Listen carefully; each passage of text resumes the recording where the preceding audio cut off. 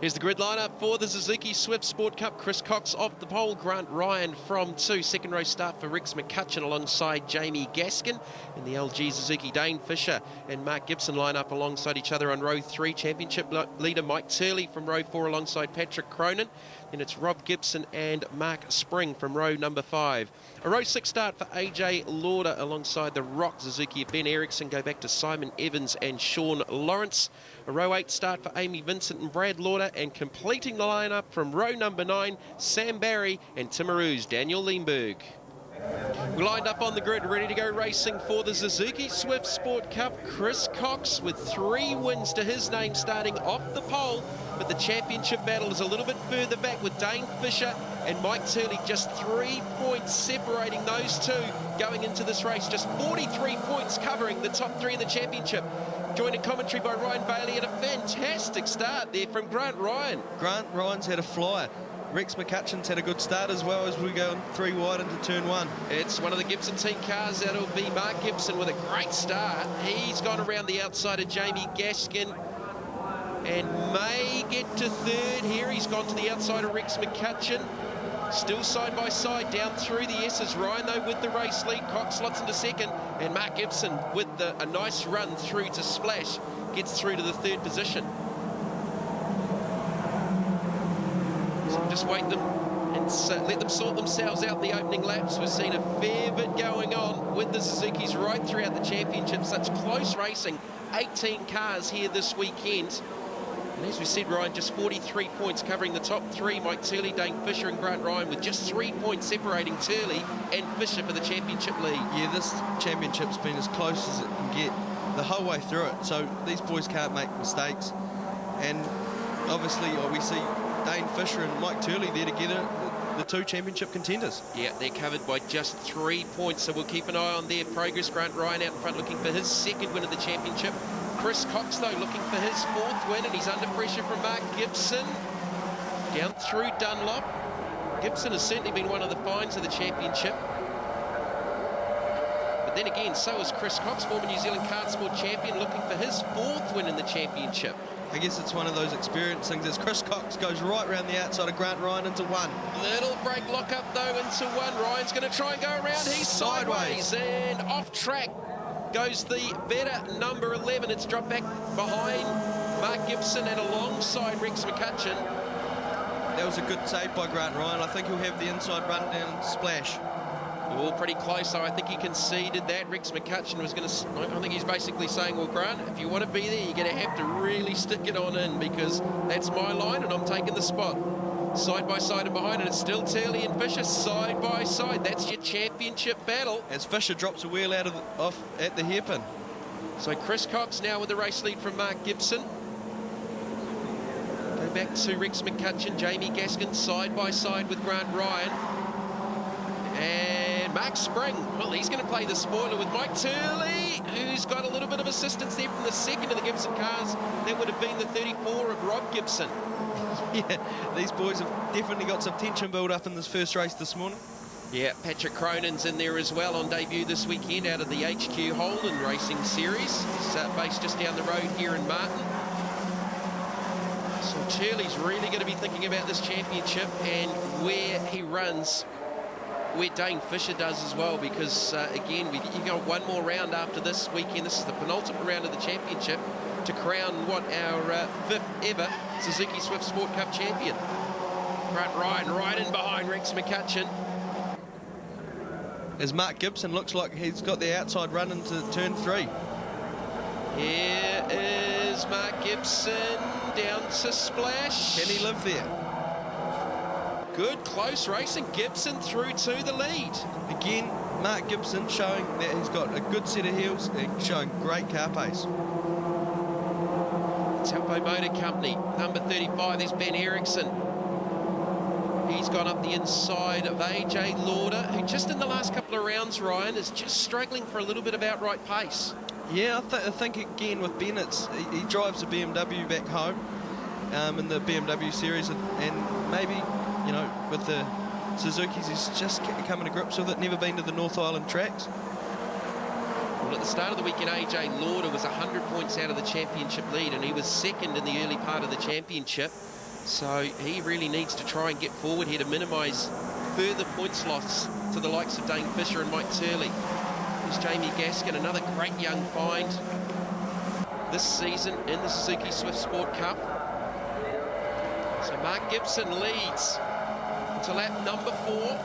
There's Dane Fisher. He's got the advantage over Mike Turley. Looks to have lost another couple of positions. Oh, Turley Chris in the Cox. 7th spot. Cox going around. Oh, right into the path of Grant Ryan. Jamie Gaskin with nowhere to go as the rest of the field come down, and they're going to avoid him. Well, Chris Cox's fairy tale run has just ended here at Manfeild. He's gone to the outside, locked up the rear brakes, and Grant Ryan just collects the right rear wheel. And Jamie Gaskin just had nowhere to go. Here's the rearward shot on the peak antifreeze replay. Gaskin, Cox just losing the rear of the car, getting collected by Grant Ryan, who pretty much, poor old Grant, had nowhere to go. And how lucky was Dane Fisher to get through there? He was indeed. Now Ryan's managed to continue, and Fisher's going to try and go by him for that 3rd spot. So Ryan actually wasn't delayed that much, but look at the damage to the right front corner of the Better Auto Parts number 11. So Dane Fisher up into the 4th spot. I think Turley might have got an advantage out of that as well and is just in behind him. So we'll work out some points. There is Turley, so just 1 position difference between Fisher and Turley. So that's 4th and 5th, which is 6 points. So Fisher would have the championship lead now by 3. He's just swung the 3-point difference loss to Mike Turley. The championship lead changes again. As Dane looks to the outside down into 1. There's Patrick Cronin, AJ Lauder running side by side. Lauder running a little bit wide. Rob Gibson just in behind them. So Mark Gibson still your race leader. Rex McCutcheon 2nd. This is the battle for 3rd. A battle-scarred Grant Ryan. And the new championship leader for about the 18th time this summer, Dane Fisher, continuing to trade the championship lead between himself and Mike Turley. As Grant Ryan suffering quite a lot of damage to that right front of his car. There's quite a lot of guard rub. Yeah, he's got to be careful that it doesn't deflate a tyre. Mike Turley looked to be carrying a little bit of damage to the front of his race car as well. As Fisher has another look to the outside, up into Higgins. Turley not too far behind. If anything, the next group of cars are actually catching up on Grant Ryan and Dane Fisher for that 3rd and 4th position battle. Fisher to the inside now, looking for the 3rd spot. Mark Gibson continuing to lead from Rex McCutcheon. Fisher makes another pass. And Springy's looking to go around the long way. El Turley and Spring have traded positions over the last few laps as well.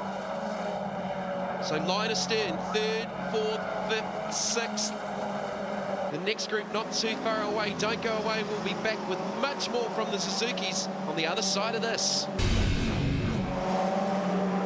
So what was like a full car battle for 3rd and 4th place is now going to be joined by Patrick Cronin and AJ Lauder. Yeah, well, that's become the 4th place battle because Fisher's got some clear air between himself and Mike Turley, so it's back out to a couple of positions. Fisher 3rd, Turley 5th. So that's an 11-point swing, so again a further advantage to Dane Fisher in the championship chase. Mark Gibson still your race leader by 1.1 seconds, but look at this battle. This is just furious. AJ Lauder continuing to battle there with Patrick Cronin. There's another one. Oh, Spring. He gets the tyre wall off the exit and then the concrete.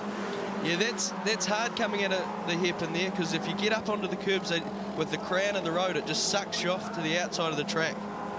Well, lots of damage to the right side of the VNC Cocktails car. Turley went wide first. I don't know if Spring was maybe taking avoiding action. It just unsettled the car and he's gone off the edge into the tyre wall first, and that spat him into the concrete. Just caught the end of the tyre wall. In contact with the concrete. So a couple of cars carrying some damage. Rob Gibson trying to go by AJ Lauder. He's got ahead of Patrick Cronin. I've lost count of how many position changes we've had in this race. It's pretty much been like that right throughout the championship. Ryan's running down the inside of the racetrack. If you're going to go around me, boys, you're going to have to go the long way around. Mike Turley's too scared to break out of the training, because if he has a crack around the outside of Grant Ryan, he's scared that about 4 of the cars are going to go up the inside of him. Yeah, of course, he is mindful about that championship chase. He led after the first 2 rounds of the championship, and since then he's been trading the championship lead with Dane Fisher. Just looking, there's a little bit of underbody hanging down off the right-hand side of Turley's number 6. It's just the side skirt on the side of the Motorsport import coat. Suzuki. And Ben Eriksson joins the battle of this train. Yeah, the Rock juiced up Suzuki. So Ryan again, he's having to be very defensive here. Inside the last few laps, Turley trying to get by him. He knows that Dane Fisher is up the track as AJ Lauder's all 4 wheels down on the grass trying to get to the inside of Mike Turley. As brave as you'd like. That's one way to make Manfeild wider. There's the damage from Mark Spring. The Winger team going to work with the right front corner. Tony Chambers part of that team, former New Zealand kart sport champion. Well, what a race. Just a couple left to go here. Grant Ryan trying to hold on to that 4th position. Mike Turley needs to get ahead of him to minimise that points loss to Dane Fisher. Yeah, Mike Turley needs to be careful too. He does not want to get caught up in... Oh, a little bit of a nose to tail. Turley got into the back of Ryan through 1. See the damage to the left front corner of the number 6 car. And a little bit of fire underneath the, maybe that's a brake line oil. So lots of damage for Mark Spring in the pits. Patrick Cronin and Ben Eriksson disputing territory. That's not over by any way, shape or form. There's another one off in the background. It's Eriksson off the exit, so they were still side by side coming off the exit as Ryan continues to hold off everyone else. AJ's going to have a look to the outside, maybe try that crossover move onto the back straight. If AJ can get a good run here, he might get past Turley. Turley looking to the inside again. He's got nowhere to go. He wasn't quite as far off track as AJ Lauder was. Grant Ryan is making one of the smallest cars in motor racing the widest. Here comes AJ Lauder. Rob Gibson's going to try and follow him through the long way around, but not quite close enough to make an advantage through Dunlop, as Mark Gibson, the race leader, has taken the last lap forward, looking for his 2nd win of the championship, coming up off a first ever win at Timaru at the previous round. But for the championship, the advantage is with Dane Fisher, but again, just by a handful of points over Mike Turley, who still can't get by Grant Ryan. As the battle rages here and the group behind them with Ben Eriksson and Patrick Cronin. There's Cronin going through in the Ice Tech car. There's Ben Eriksson in the juiced-up Suzuki. He's had a race win to his name this summer.